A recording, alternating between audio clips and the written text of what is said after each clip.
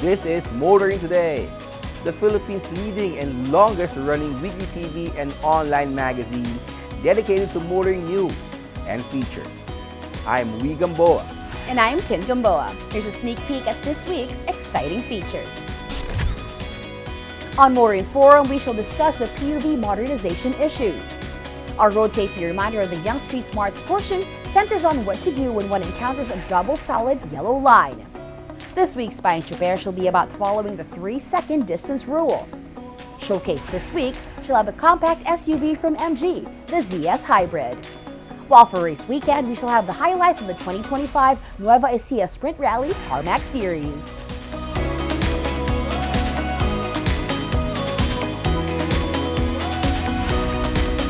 This week's edition of Motoring Today brings you all this, plus the latest news in transportation and traffic management and advances in the automotive industry.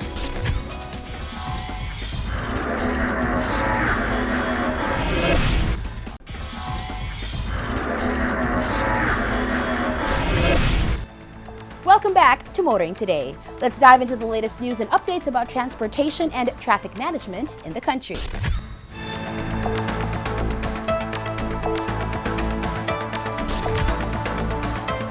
For years, the Cebu Bus Rapid Transit Project seems to have been caught in the same kind of stop-and-go traffic jam it was meant to solve. It may finally be clear of the gridlock. Pilot operations for Phase 1 of the Cebu BRT are set to begin in September 2025, marking a significant development after 30 years of anticipation. DOTR Secretary Vince Dizon announced this after inspecting the BRT project's progress and meeting with key provincial officials such as Cebu Governor Pamela S. Baricuatro, Cebu City Mayor Nestor Arquival, and Vice Mayor Tomas Osmeña. I would like to announce that we are targeting the testing of the Phase 1 of the BRT for September this year, next month. So I think that is a major milestone. Now, after 13 long years of waiting, the people of Cebu will be experiencing firsthand the BRT system, at least the first phase of the Cebu BRT in 1 month's time. So that is, I think, a major output of this very productive meeting this morning. So, ang gagawin po natin is we will test in September the 3 stations of Phase 1. The pilot operations will initially feature 3 stations: Puente, Cebu Normal University, and Cebu South Bus Terminal. According to projections, approximately 70,000 commuters are expected to benefit from this initial phase. After the completion of detailed engineering design, construction for the Cebu Capital Station will commence, which will be configured differently as a median station. Phases 2A and 3A will consist of an additional 13 stations and 62 bus stops, with completion projected by 2028. The BRT system is anticipated to significantly improve transportation options for Cebuanos, facilitating quicker and more efficient commutes. It should be interesting to find out if there will be a difference in the fare charged for a ride on the BRT system. Also interesting would be if the BRT would help decongest traffic along its route.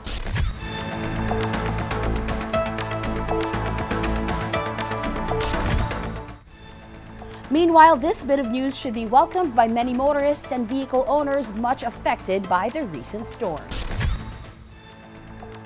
The LTO is waiving all penalties related to late vehicle registration, driver's license renewal, and traffic fines in areas affected by the trio of typhoons and storms that caused flash floods.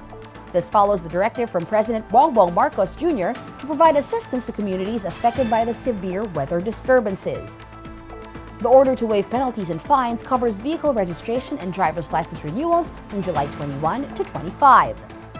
The order also extended to August 8, 2025 the validity of vehicle registrations and licenses that were supposed to have been renewed during the period. The timeline for registration of vehicles purchased between July 21 to 25 would start on August 8, 2025.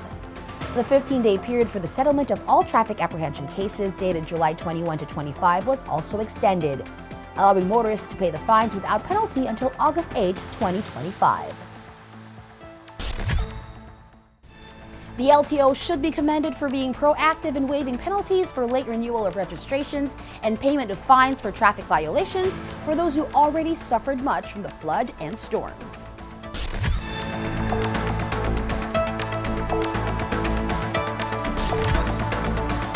Continuing, the younger generation may know the Love Bus only from stories from their elders or pictures from the past. But the concept of the Love Bus is making its way back to present times. President Ferdinand Marcos Jr. announced the return of the Love Bus service during his fourth State of the Union address. The president sees the Love Bus as free public transport, and initially, the Love Bus service will be implemented in the Visayas and Mindanao. Naalala pa ba ninyo yung tinatawag nating Love Bus? Ito yung popular na pampublikong bus sa Metro Manila na sinimula noong 1970s. Ngayon, hindi lang natin ibabalik ang Love Bus. Gagawin pa natin itong libre. Pauna pa lamang, pilot testing pa lamang yung nasa Davao at sa Cebu. Susundan pa ito ng ibang mga lugar sa Visayas at sa Mindanao. According to the president, the Love Bus service will be pilot tested in Cebu and Davao, with plans for expansion to other areas in the Visayas and Mindanao regions. The Love Bus was a notable public transport service in the 1970s, known then for being the first and only air-conditioned public bus service in Metro Manila. The original service was not free and was later discontinued because it was not profitable.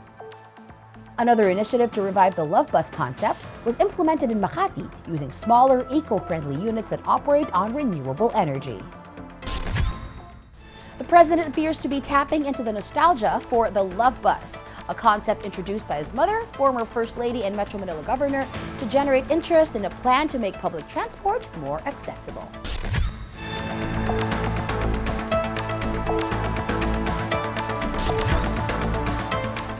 And finally, motorists have been dreading the planned closure of the Guadalupe Bridge to make way for its full rehabilitation.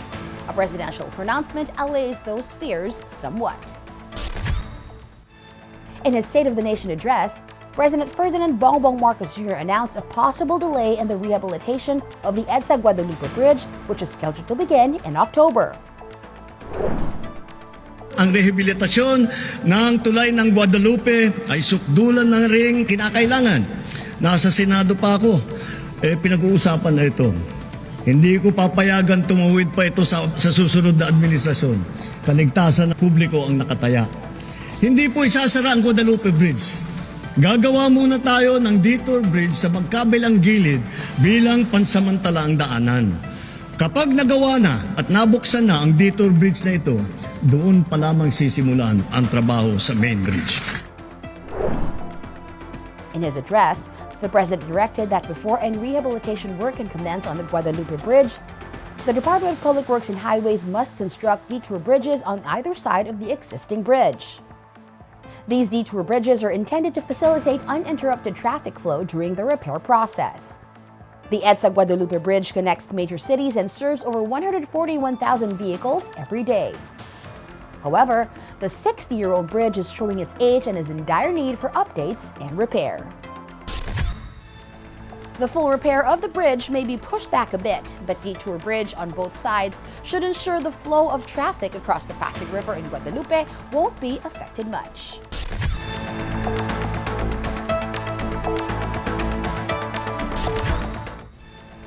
The latest developments in transportation and traffic management are certainly significant. Up next, Motoring Forum takes a deeper look into a noteworthy issue that should affect motorists and motoring.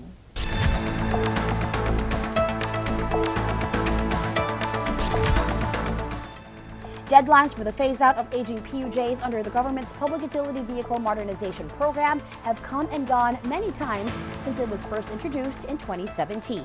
With another deadline aired, this edition of Motoring Forum discusses the issues that linger over the program. The PUV Modernization Program, or Public Transport Modernization Program as it is now being called in government circles, is meant to replace aging PUVs, those 15 years and older, with modern, safer, more comfortable, and environment-friendly vehicles. Among the most visible targets are the public utility jeepneys. And while deadlines for their phase-out have been set, these have also been reset multiple times. With yet another deadline looming, the but issues are again being raised about the program's implementation. The government has laid out a support framework, financial assistance through Land Bank, cash initiatives for turning in old units, and training programs for drivers. Drivers and operators must join cooperatives to be eligible for new routes. But despite agreeing with the program's directives, many drivers and operators cite challenges. Financing remains a major hurdle. Some say the low-interest loans and incentives are not enough to sustain the transition. Others raise concerns over the cooperative system, pointing to a lack of clear, accessible information. Training programs have also come under scrutiny. Critics argue they fall short in preparing drivers for new technologies and elevated customer service expectations. The opposition from labor and transport groups continues, underscoring the disconnect between policy intent and the lived realities of stakeholders. There are growing calls for more considerate, practical solutions. While modernization promises better safety and comfort for commuters, a hasty phase-out may disrupt routes and raise fares, leaving commuters caught in the middle of the shift. Phasing out old and dilapidated jeepneys is good. But this must be undertaken with caution and empathy for jeepney drivers and transport operators affected by the modernization.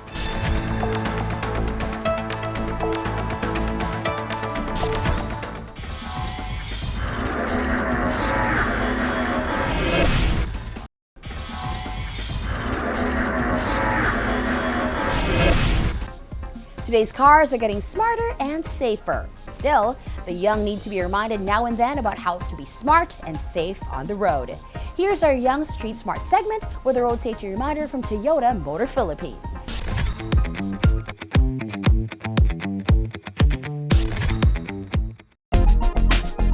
Kadalasang makikita ang double solid yellow line sa mga tulay. Ang ibig sabihin nito ay bawal kang mag-overtake sa kahit anong oras dahil maaari kang maaksidente katulad ng ipinapakita sa animation. Roads that have double solid yellow lines are often busy, so be a responsible driver at huwag mag-overtake.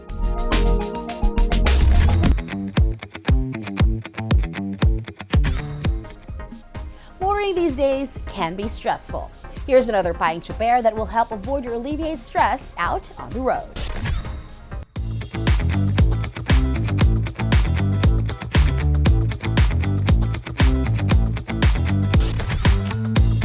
Payong tsuper lang, kaibigan. Ako si Rodrigo, isang kapwa niyo tsuper. Siguraduhin may sapat na espasyo pagitan ng inyong sasakyan at nasa inyong harapan sa tuwing namamasada. Maaari mo itong gawin sa pamamagitan ng pagsunod sa 3-second rule, kung saan ikaw ay maglalaan ng 3 seconds of space sa pagitan mo at ng sasakyan sa iyong harapan. Humanap ng palatandaan sa gilid ng kalsada. Kapag nakita mong nakalampas na dito ang sinusundang sasakyan, saka ka umabante at sumunod. Tandaan sa pamamagitan ng pagsusunod sa 3-second rules, maiiwasan ang gitgitan sa kalsada. Ito po si Rodrigo Apas, payong tsuper lang, kaibigan, mula sa isang kapwa nyo tsuper.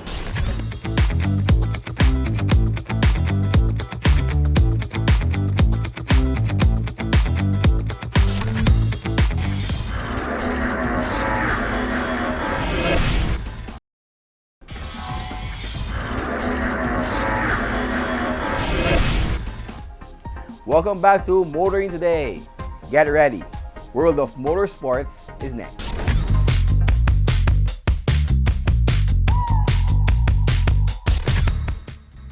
In motorsports news, it was a rainy Sunday for Match 1 of the Gymkhana Pilipinas, but this didn't dampen the enthusiasm of weekend warriors competing on who can be quickest and most precise around a challenging course marked by cones on a sprawling cemented lot in Deparo, Caloocan.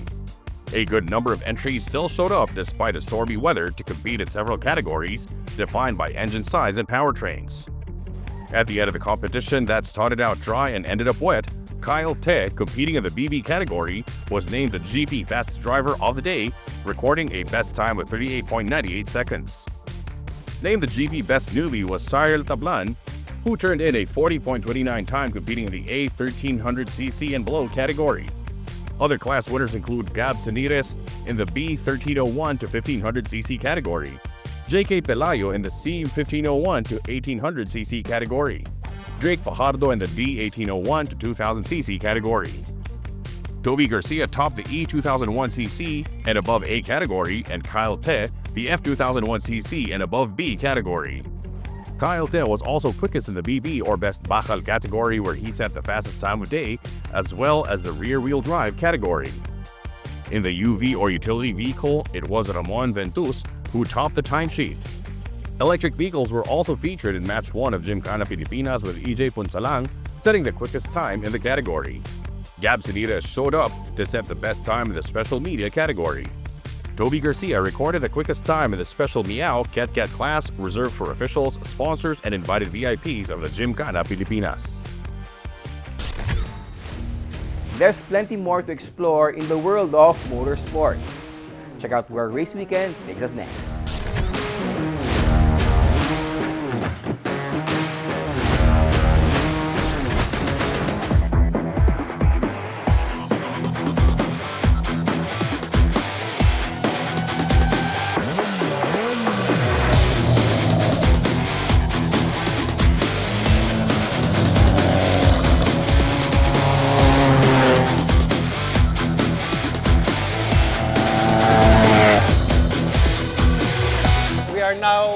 We have just concluded the first round of the Rally Farm Sprint Rally Series Tarmac Edition. This is here in General Tino, Nueva Ecija. This is a 35-kilometer total SS stage. 6 stages. We have 16 entries. 14 have finished the race.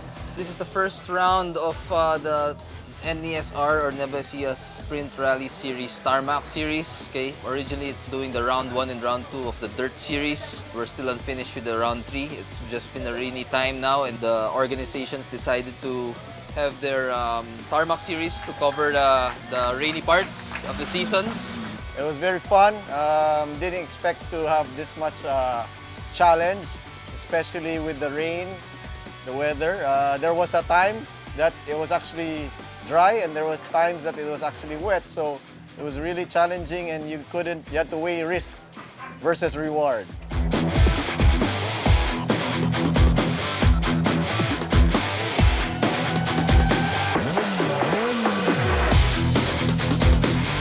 This is actually different from the other rally cross series or rally series, as we try to concentrate on one venue wherein we do not follow the traditional rally stages where we do a lot of transport stages. In this type of rally, we only try to limit ourselves in a certain area, and we do repeat the stages several times and get the total time. Challenges, well, mostly almost going off and getting out of the dirty part of the course. Yeah, that was a challenge. And also the weather. There are parts where it's raining, there are parts where it's not raining as much. So you have to take that into consideration as well. It's been rainy, a bit cloudy. We've had a lot of fun driving, especially the challenging course, which was had a lot of uphills and downhills. It was all tarmac, but during the downhills, you could feel the G-force pressing you down, not going forward or the sides. It's more of pressing you down because of the steepness of the incline. We carry a lot of speed like a roller coaster going down, and then that gets the car flat, and then after that, yeah, it's been like that. Challenging parts were actually the terrains, and then not actually really familiar with the calls. For example, the 5-6, 5-4 differences. So medyo meron ako I have missed calls in that area. Pero naayos naman.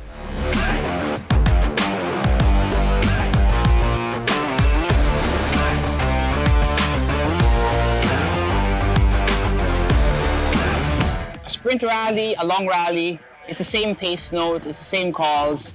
It's just that instead of being 10 minutes, the stage is 5 minutes. So you really just do the same thing. There's no need to change anything. The whole rally in general, because without the navigator or the co-driver, the rally driver won't know where to go exactly. So you need to be there the whole time. If I'm not giving any pace notes and I'm quiet, that means things are not going well. But if I keep talking and I keep giving all the calls and notes, he's just gonna keep going faster and we're gonna do well. For before navigators, siguro, make sure you can read your handwriting, di ba? Para ma-relay mo yung message directly, perfectly to the driver. Again, for me, in motorsports, rallying is something that's very affordable and even made more accessible, especially with the Rally Sprint group of Nueva Ecija. And there's so many choices when it comes to cars, from expensive to very affordable cars. So if you want to get into racing, and we would call this a road course, rally, and when you do it with somebody, with a partner, it's just very, very fun and rewarding.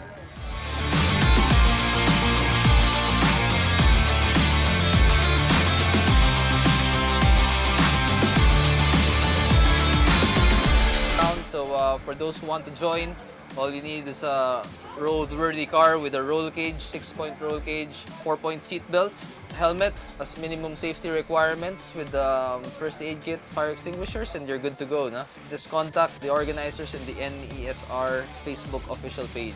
We have a Facebook page, Rally Farm. You can just go to the FB page. You can inquire. We will also be posting a lot of our events there. Just want to say thank you to all the organizers, the LGU, for allowing us to have this rally of Nueva Ecija. 34 kilometers of pure fun. Definitely we'll be back.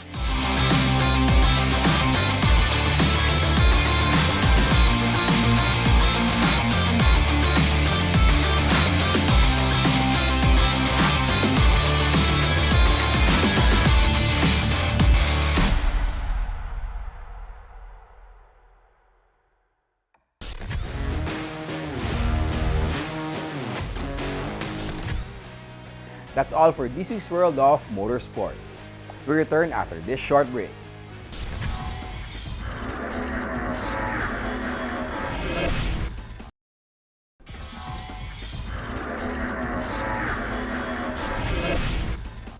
Our featured car of the week will be presented next on Showcase.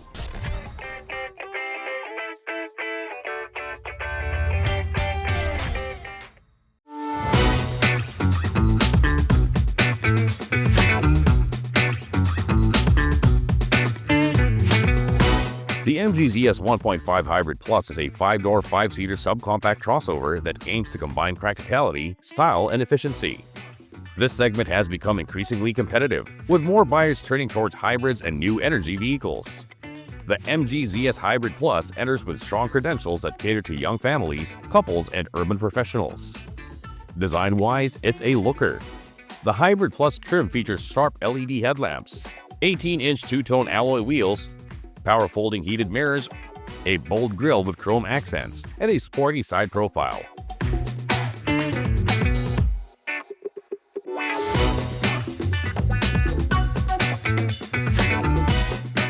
Under the hood is a hybrid powertrain pairing a 1.5-liter 4-cylinder engine with an electric motor connected to a 3-speed hybrid automatic.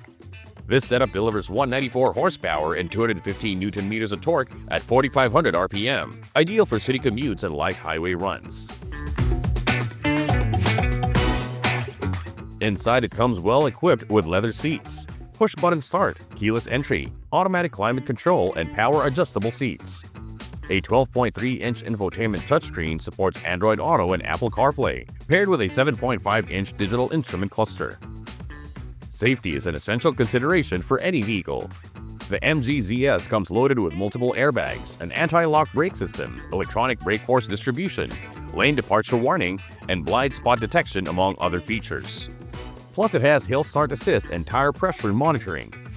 Key features that elevate the driving experience include 3 driving modes: Sport, Normal, and Eco. This lets you customize your drive based on your mood or environment, which is fantastic for city or highway driving. The hybrid system works efficiently, especially in urban settings where acceleration is aided by the electric motor. On the road, the MG ZS Hybrid Plus provides a well-balanced ride, offering both comfort and sportiness. The vehicle handles remarkably well, with good stability and traction, while the electric motor delivers ample torque at lower speeds for an engaging driving experience. Advanced driver assist features such as traffic jam assist, autonomous emergency braking, and lane keep assist further enhance safety and convenience. Cabin space is generous, offering good legroom and headroom front and rear, with decent cargo capacity for everyday needs and weekend trips. Overall, the MG ZS 1.5 Hybrid Plus is not just a pretty face. It's a solid contender in the subcompact hybrid crossover, offering a remarkable blend of performance, fuel efficiency, and practicality.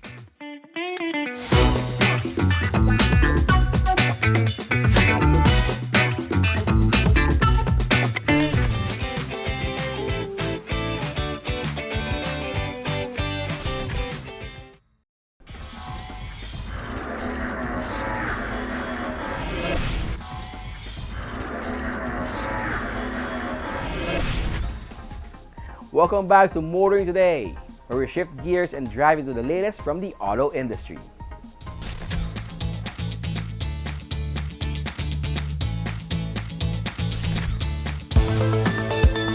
Hyundai Philippines has brought in its flagship electric SUV, the Ioniq 9, while also unveiling the enhanced Ioniq 5 and the Palisade Hybrid. These innovative vehicles exemplify Hyundai's commitment to delivering premium automotive solutions tailored to the evolving needs of Filipino customers. The Ioniq 9, a full-size electric SUV, boasts a luxurious 6-seater design, a 600-kilometer range, and fast charging capabilities. The Ioniq 9 stands out as a full-sized electric SUV designed for those who seek a luxurious bespoke experience. With a retail price of 4,580,000 pesos, Ioniq 9 offers 39 customization options, including 10 exterior and 4 interior colors. So the Ioniq 9 is perfect for families and those who are seeking larger mobility options. The Ioniq 9 carries a confident SUV frame, resulting in a dynamic and neat profile. Now, inside the Ioniq 9, it guarantees superior space and comfort with a wheelbase of 3,113 millimeters and a spacious 6-seater configuration. The enhanced Ioniq 5 brings modern upgrades that should make it even more popular among those seeking transition to EVs. The new Ioniq 5 sports a redesigned front bumper and new alloy wheels built on its award-winning aesthetic. So new to the Ioniq 5 is the rear wiper, which improves visibility while driving, and under the hood it delivers up to 530 kilometers of all-electric driving range and a maximum power output of 229 PS. It also has vehicle-to-load function, both inside and outside the vehicle. And of course, the Ioniq 5 also carries the Hyundai SmartSense features, giving drivers the confidence to drive both on and off the road. The new Palisade Hybrid expands Hyundai's local hybrid lineup with elegance and efficiency. With a retail price of 3,980,000 pesos, the Palisade features a robust 2.5 turbo hybrid engine paired with a 6-speed automatic transmission, delivering an impressive 334 PS. With the all-new Palisade Hybrid, it carries a 21-inch alloy wheels, wide projection LED headlamps, and an overall silhouette that balances a rugged yet sophisticated design. Underneath the tasteful exterior, the Palisade Hybrid offers a sophisticated driving experience anchored on comfort, safety, and intelligent connectivity.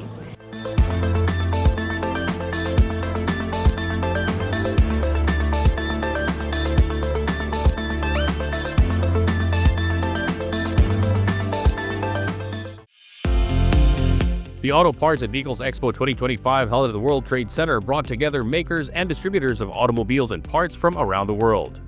Over 3 days, the expo featured over 200 exhibitors and attracted up to 5,000 attendees from various countries, including the Philippines, China, Japan, Korea, Taiwan, India, Malaysia, and Singapore. So the Auto Parts and Vehicle Expo is originally we have the Field Auto Expo.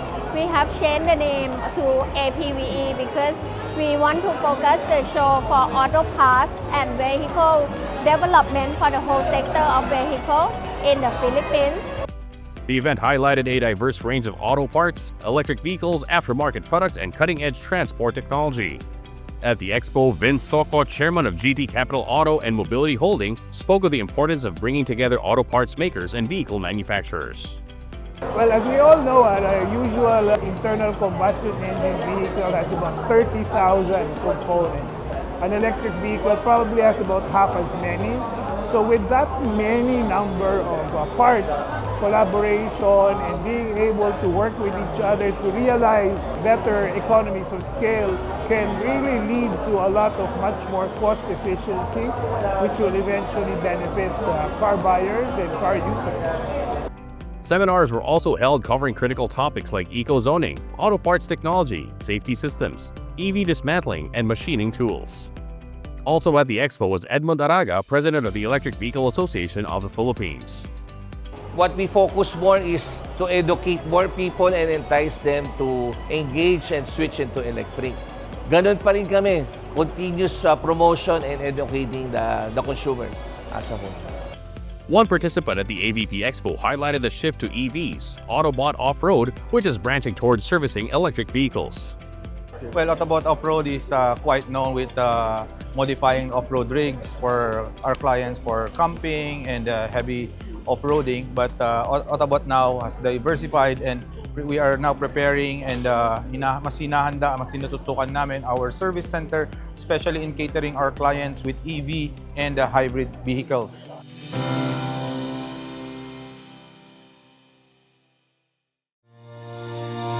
Mazda Philippines is helping to save animals from abuse and neglect in partnership with Passion Project Foundation Incorporated.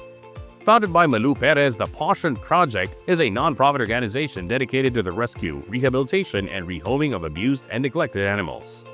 We are announcing our partnership with the Passion Project. The Passion Project is an animal rescue, not just dogs, but you see mostly about dogs, but also dogs and cats as well. It started in shelters in Bulacan. Mazda provided a specially equipped Mazda BT50, a vehicle designed to meet the unique needs of Passion Project. This will enable Passion Project to reach more animals in distress, provide critical assistance, and ensure safe transportation for rehabilitation and eventual adoption into loving homes. Passion Project founder Malu Perez is heartened by this partnership with Mazda, which shows the more people care about neglected animals.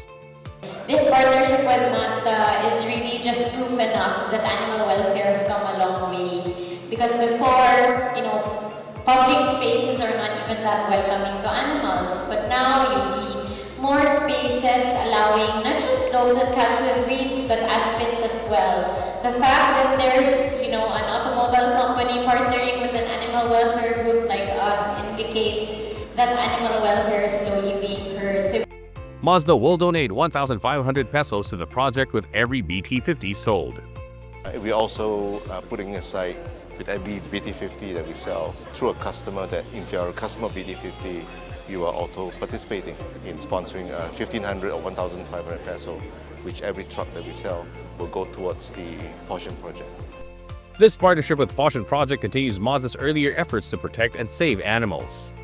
Not forgetting too, we are also supporting another foundation called the Katala Foundation Palawan, and that's for the conservation of the pangolin to keep them from being extinct. So that's also a different kind of rescue. Those are going out to rescue pangolin before they're being captured to export or put on the dining table.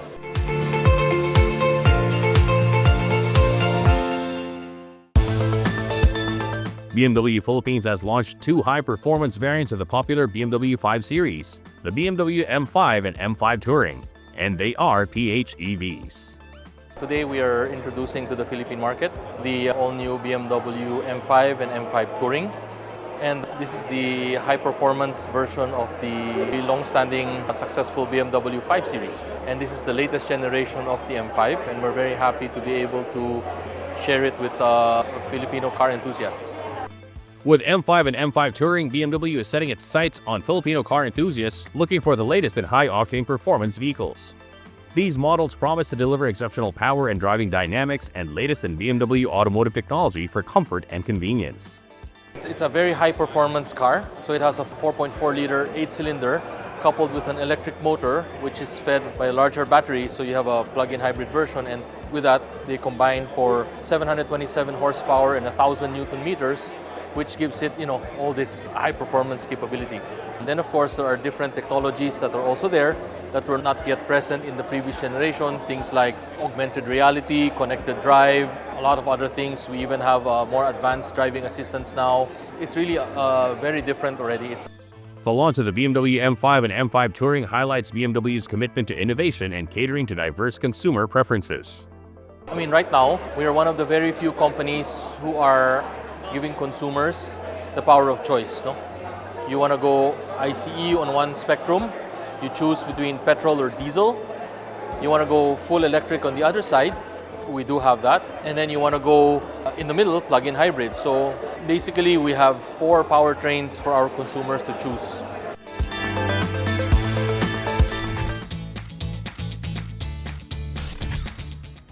And that's it for this week on Motoring Today. Thank you for joining us. Make sure to visit our website and follow us on social media for the latest updates in motoring. Until next week here on Motoring Today, now on its 39th year serving the motoring public with a steadfast commitment to road safety. In honor of our dad, Butch Gamboa, I'm Wee Gamboa.